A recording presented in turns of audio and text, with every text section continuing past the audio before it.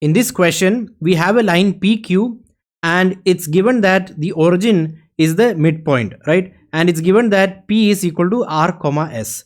Now the origin is 0 comma 0, all right? So that's given, and P is R comma S, and we need to find out the value of Q. Now let's take the value of Q or the coordinates of point Q as X comma Y. Now what do we know about the midpoint? Because this origin is the midpoint, right? So what can we say? We can say that if you add R and X and divide by 2, you should get 0, right? So that's the X coordinates. R plus X by 2 has to be equal to 0, all right? Similarly, S plus Y divided by 2 has to be equal to 0. That's because this is the midpoint. Now from this, you can easily see that if R plus X is equal to 0, you take this, then this becomes 0, right? So R plus X is equal to 0, so X has to be equal to minus R. Similarly, Y has to be equal to minus S.